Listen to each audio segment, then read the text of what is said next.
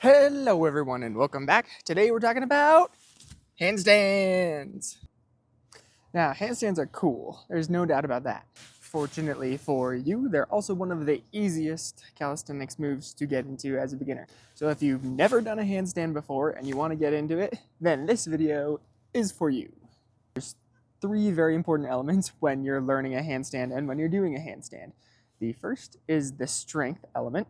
The second is the shaping element. You have to have a good handstand shape.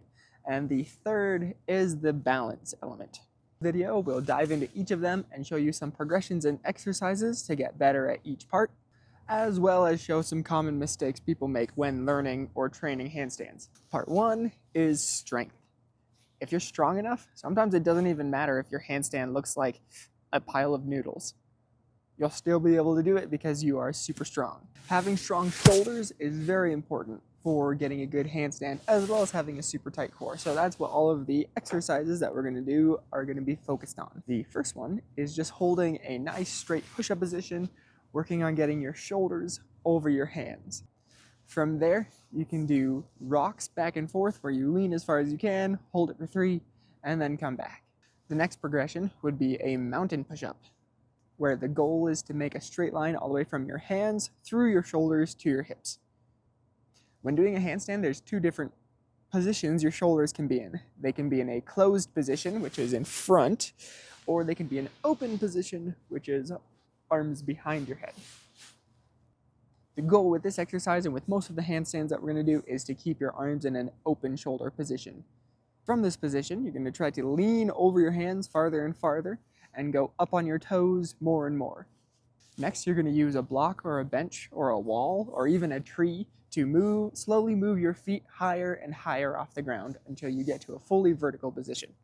We're going to start by trying to hit a 45-degree handstand, opening up your shoulders and keeping your head in. Then slowly progress that until you get all the way to the wall. Part 2 is shape. When doing each of these exercises, you want to be conscious about your shape. Now, handstands are in a straight line. So each of these exercises, the goal is to eventually make a straight line all the way from your hands, down your shoulders, through your hips, all the way out through your toes. The two hardest things to control when you're doing a handstand is your shoulder position and your belly position or your chest position. It's super easy to arch and stick it out. So the goal with each of these exercises is to pull your ribs in, keep your head in a neutral position, and push all the way through your shoulders. When you're doing a handstand on the wall, the goal is to only have your toes and your nose touching the wall. If you can do a handstand belly towards the wall, all the way flat, with only your nose touching, then you know you've hit the right shape. Part 3 is balance. The third part to a really good handstand is balancing. If you're strong enough, it's super easy to just kick up and muscle your way into maybe a handstand walk, but it's still going to be really hard to control your handstand and balance without walking. The best way to develop balance is just by doing it over and over and over again, but that takes a really long time. And a really, really good way to supplement that is by working on press handstands. For this, you're going to start in a straddle position with your hands down on the floor. And just like we did at the beginning, your goal is to lean over your hands and go up as high as you can on your toes.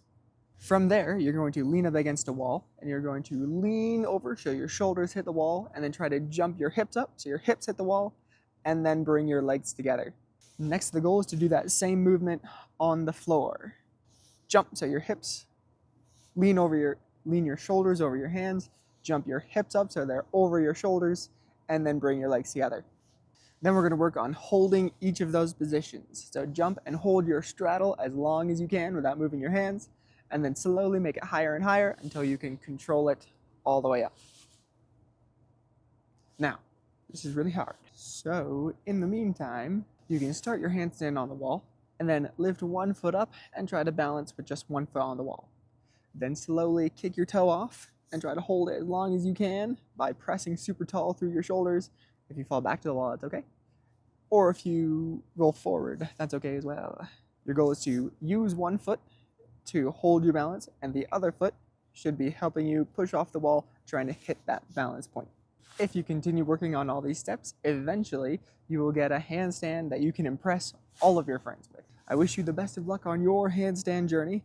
And if you have any questions, feel free to drop them in the comments and I will answer as many of them as I can. If you found this video helpful, give it a like. If you hated it, give it a dislike, and I'll see you on the flip side.